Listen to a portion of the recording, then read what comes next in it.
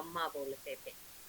कहाँ 60 वर्ष के बुजुर्ग और कहाँ 17 वर्ष की कन्या, उसको बाबा क्या कहते थे? मम्मा। तो क्या क्वालिटी थी? बाबा की अपनी बेटी भी थी, आवाज नहीं आई, बाबा की अपनी बेटी भी थी, बाबा की अपनी युगल भी थी, लेकिन फिर भी बाबा ने मम्मा को ही क्यों चुना? तो मम्मा में ऐसी बहुत सारी विशेषताएं थी जिससे मम्मा मम्मा बन गई।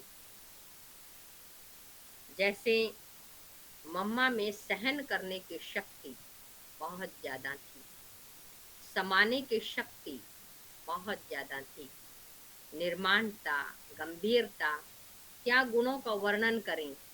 मम्मा के अंदर सभी गुण विद्यमान थे। और मम्मा के अंदर ये गुण कैसे आए? तपस्या से। मम्मा बहुत तपस्वी थी और ज्ञान का भी मनन चिंतन किया करती थी। मुरली ऐसे सुनती थी जैसे चातक पक्षी होता है, बाबा ये बोलते थे, चातक पक्षी की तरह एकदम बाबा के सामने बैठ जाना, और जैसे बाबा बोलते जाएं और वो मम्मा अपने अंदर उतारती जाए। मम्मा इधर उधर नहीं देखती थी। पढ़ाई में मम्मा रेगुलर और पंक्चुअल थी, एक्यूरेट थी, लेट कभी नहीं हुई होंगी। दादियां बताती हैं एक बार मम्मा क्लास में आने में लेट हो गई और बाबा पहुंच गए, तो मम्मा बाहर ही सीढ़ी पर बैठ गई, क्लास में नहीं गई। तो दादी जान की ये बताती हैं, दादी ने पूछा, मम्मा आप यहाँ क्यों बैठे हो? तो मम्मा ने कहा, मैं कैसे जाऊं क्लास में, मैं लेट हो गई और टीचर चले गए। टीचर के जाने के बाद स्टूडेंट आए तो शोभा नहीं देता। सभी स्टूडेंट अगर पहले से बैठे बाद में टीचर आए तो वो शोभा देता है।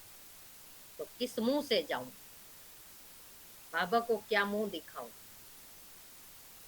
तो इस प्रकार मम्मा के शब्द थे। मम्मा माना इतना रिगार्ड देती थी, इतना सम्मान देती थी बाबा को, टीचर के रूप में, पिता के रूप में और गुरु के रूप में। तो मैं थोड़ा सा सुनाती हूँ पहले, फिर आज की मुरली भी बहुत गहरी है, मम्मा की मुरली है आज, स्पेशल मम्मा की मुरली है। ओम शांति। हमारे पूर्वज दादी जानकी का है, पूर्वज शब्द कितना ऊंचा है। जो ये फोटो हम कल दिखा रहे थे ना, ये सारा फोटो, ये देखो, ऑनलाइन वाले भी देखो और आप लोग भी देखो, ये वाला, इसमें सारे जो हमारे सीनियर्स हैं सबके फोटो हैं। ये दादी जानकी ने स्पेशल बनवाया और इसका नाम रखा, ये हमारे पूर्वज हैं। और दादी के रूम में हमेशा दादी जहाँ बैठती हैं अपने सिर के ऊपर रखते थे, मम्मा है तो अपने सिर के ऊपर रखती थी मम्मा, कि हमारे पूर्वज हमारे ऊपर बैठे हुए हैं, हमारे सिर पर है। इस पुस्तक का नाम भी है आदि रत्न, है ना। इसमें बहुत अच्छा है ये। तो पूर्वज शब्द कितना ऊंचा है।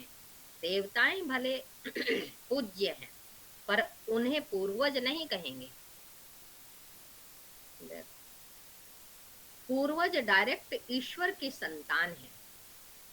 वे क्लियर हुआ, पूर्वज देवताएं नहीं है, पूर्वज डायरेक्ट ईश्वर की संतान है। हम ब्राह्मण हैं। वे झाड़ के फाउंडेशन में इस तरह बैठे हैं, किस तरह?